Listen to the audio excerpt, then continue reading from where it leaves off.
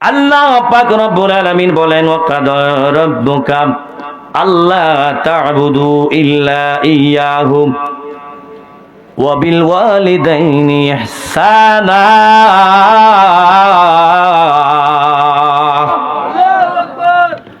তোমার প্রতিপালক সিদ্ধান্ত গ্রহণ করেছেন, তোমার প্রতিপালক ফায়সালা গ্রহণ করে নিয়েছেন, আল্লাহ তা'বুদু ইল্লা ইয়্যাহু, তোমরা একমাত্র ইবাদত করবে আল্লাহর, একমাত্র বন্দেগী করবে আল্লাহর, একমাত্র গোলামি করবে তিনি কে?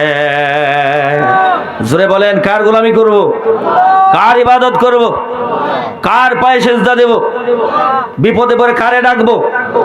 বিপদে পড়লে কারকে স্মরণ করব? আল্লাহকে। কাকে? আল্লাহকে। এই চ্যাপ্টার শেষ, লম্বা করা যাবে না। আল্লাহ পাক রব্বুল আলামিন এই শব্দের পরের শব্দের ভিতরে আল্লাহ সুন্দর করে, কত সুন্দর করে স্পষ্টভাবে বলে দিয়েছেন পিতা মাতার কথা। কার কথা? কার কথা? পিতা মাতার কথা। আল্লাহ পাক পরের শব্দের ভিতরে বলতেছেন ওয়াবিল ওয়ালিদাইনি ইহসানা। নামাজ পড়বে আল্লাহর জন্য, বন্দেগী করবে আল্লাহর, নামাজ পড়বে আল্লাহর, দাসত্ব করবে আল্লাহ, জিকির করবে আল্লাহর, বিপদে পড়ে ডাকবে আল্লাহকে। তারই পাশাপাশি যার বন্দেগী করবে, যাদেরকে ডাকবে, যাদের স্নেহ করবে, যাদেরকে মানবে, যাদেরকে আদর করবে, যাদেরকে ভালোবাসবে, তারা হলো তোমার জন্মদাতা মাতা পিতা। জোরে বলেন না সুবহানাল্লাহ। আরো জোরে বলেন না সুবহানাল্লাহ। আইএ পাস, বিএ পাস, মারে তুইয়া বাবারে তুইয়া ঢাকাকে প্লাট বাসা নিয়ে সুখে শান্তিতে আছে। মা বাবা কনকনি শীতে কম্বল তো দূরের কথা, একটা সিরা কাটাও নাই। কথা কোনটি কিনা? আরে বিল্ডিং তো দূরের কথা, ভাঙা করে রান্না করে পর্যন্ত জায়গা নাই। কথা কোনটি কিনা? তোমার এই নামাজের কোনো দাম নাই, তোমার রোজার দাম নাই, হজের দাম নাই, লক্ষ কোটি যাকাত দিতে পারো, কিন্তু এক পয়সার কাজে আইতো না। কথা কোনটি কিনা? আর হজরা কোনটি কিনা? আল্লাহ বলেন ওয়াবিল ওয়ালিদাইনি ইহসানা, তোমরা আল্লাহ পাকের দাসত্বের পরে, আল্লাহ পাকের গোলামির পরে, আল্লাহ পাকের বন্দেগীর পরে, আল্লাহ ইবাদত করার পরে তোমরা ওয়াবিল ওয়ালিদাইনি ইহসানা, তোমরা তোমাদের পিতা মাতার সাথে সৎ আচরণ করবে, ভালো ব্যবহার করবে, সুন্দর আচরণ করবে। জোরে বলেন না সুবহানাল্লাহ। আমার বাবাজিরা গো, এরপরের শব্দের ভিতরে আল্লাহ বলেন ইম্মা ইয়াবলুগান্নাকা ইনদাকাল কিবার আহাদুহুমা আও কিলাহুমা ফালা তাকুল লাহুমা উফ। সুবহানাল্লাহ। ইম্মা ইয়াবলুগান্নাকা ইনদাকাল কিবার আহাদুহুমা, প্রথম বলছে মা বাবার সাথে তোমরা সদাচরণ করবে, মানে ভালো আচরণ করবে, ভালো ব্যবহার করবে, সুন্দর ব্যবহার করবে। তারপরে বলতেছে আল্লাহ ইম্মা ইয়াবলুগান্নাকা ইনদাকাল কিবারা, তোমাদের জীবদ্দশায়, অর্থাৎ তোমরা যতদিন বাঁচো দুনিয়াতে, হায়াতের বেলা যতদিন তোমরা আছো, যতদিন বেঁচে থাকো, ইনদাকাল কিবারা, তোমাদের জীবদ্দশায়, তোমাদের জীবনে তোমার মা এবং বাবা আও আহাদুহুমা, তোমাদের মা এবং বাবা উভয়, মাতা এবং পিতা, তোমাদের জীবদ্দশায় যদি তাদের বার্ধক্য আসে, বার্ধক্য বুঝেননি? বার্ধক্য মানে যদি তারা বৃদ্ধ হয়ে যায়, বুড়ো হয়ে যায়, অচল হয়ে যায়, দুর্বল হয়ে যায়, তারা যদি বৃদ্ধ হয়ে যায়, তোমরা তাদেরকে কি করবে? ফালা তাকুল লাহুমা উফ। সুবহানাল্লাহ। তাদেরকে তোমরা উফ শব্দটিও বলো না। সুবহানাল্লাহ। ফালা তাকুল লাহুমা উফ ওয়ালা তানহারহুমা, উফ শব্দটিও বলো না, ওয়ালা তানহারহুমা, এবং তাদেরকে ধমক দিও না। সুবহানাল্লাহ কইতেন না? তাদেরকে ধমকায়ও না, ধমক দিও না, তাদেরকে লাড়া জাড়া মাইরো না। সুবহানাল্লাহ। তাদের সাথে চোখ রাঙিয়ে কথা বলো না, তাদের সাথে কিভাবে কথা বলবে? ওয়ালা ওয়াকুল লাহুমা, কেমনে কথা বলবে আল্লাহ পরের শব্দ বলতেছে, ওয়াকুল লাহুমা কাওলান কারীমা। সুবহানাল্লাহ। শিখাইতেছে কে? বলছে কে? এটা কি আমার কথা নাকি আপনার কথা না আল্লাহর কথা? আজকে হানাফি সাহেবের কথা, বাবা হাজি সাহেবের কথা, আজকে কি কোন ফির সাহেবের কথা? এটা কার কথা? কার কথা?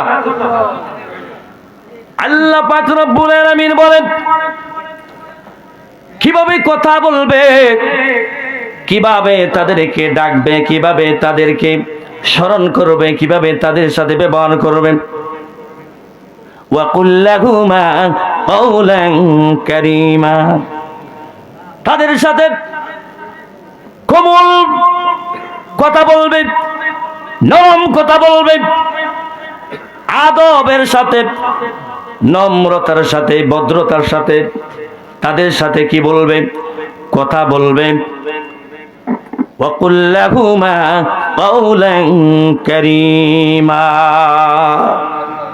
তাদের সাথে বিনয়ের সাথে কথা বলবে, আদবের সাথে কথা বলবে, ভদ্রতা ভাবে, নম্রতা ভাবে, সম্মান ভাবে, ইজ্জত করে, সম্মান করে মা এবং বাবার সাথে কথা বলবে। জোরে কন্যা সুবহানাল্লাহ।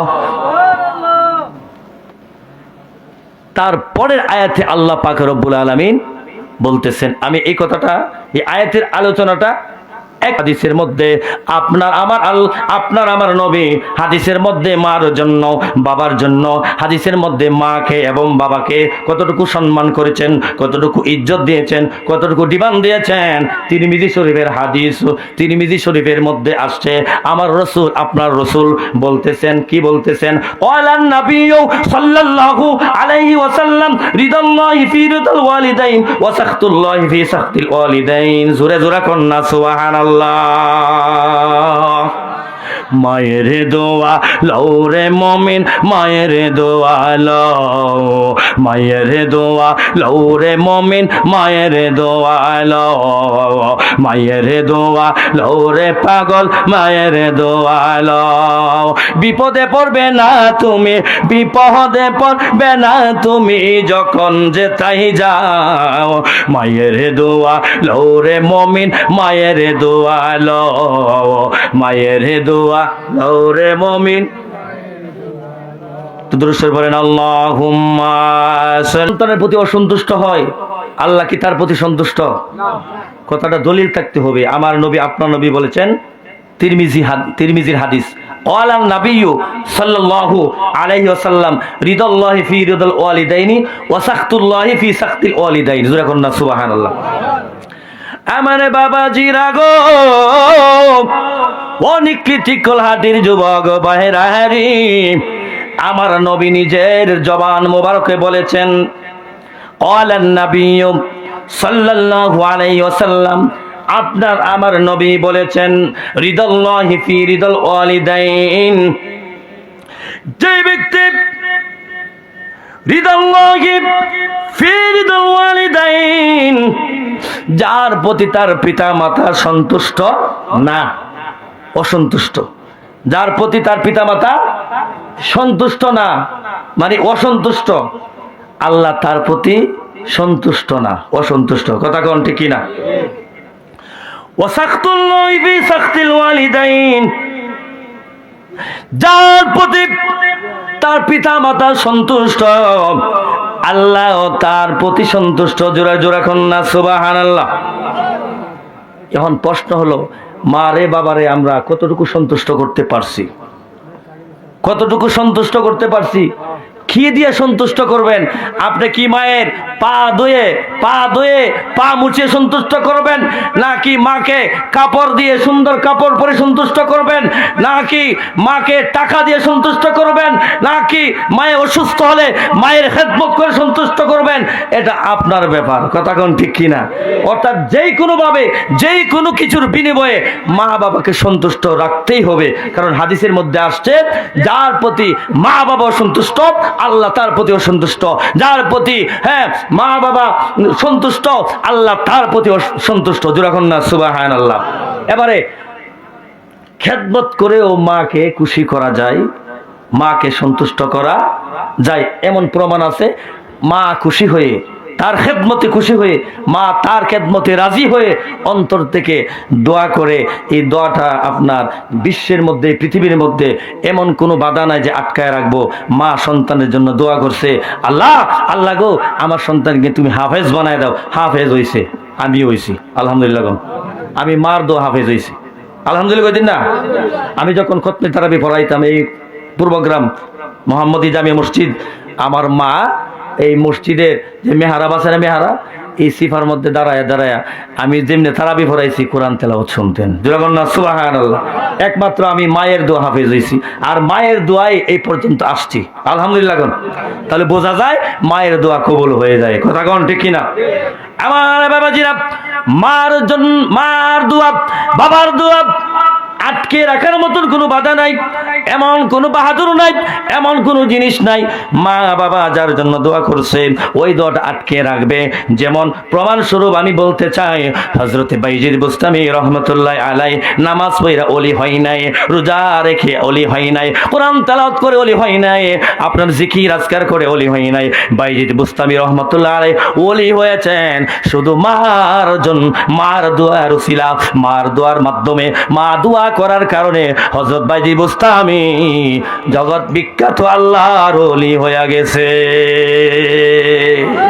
আজকের মাহফিলে আমি বলতে চাই, এই নিকলির বাবারা, এই নিকলির যুবকরা, এই নিকলির মা বোনেরা, যদি ওলি হতে চান, আল্লাহকে যদি রাজি খুশি করতে চান, আল্লাহর দিদার যদি পেতে চান, রাসূল পাকের সুপারিশ যদি পেতে চান, তাহলে মা বাবার খেদমত করুন, মা বাবার খেদমত করুন, মা বাবার সেবা করুন, মা বাবার সেবা করুন, মা বাবাকে খুশি রাখুন। আল্লাহ খুশি, নবী খুশি, আটটা জান্নাতের দরজা খোলা হয়ে যাবে। যেরকম না সুবহানাল্লাহ।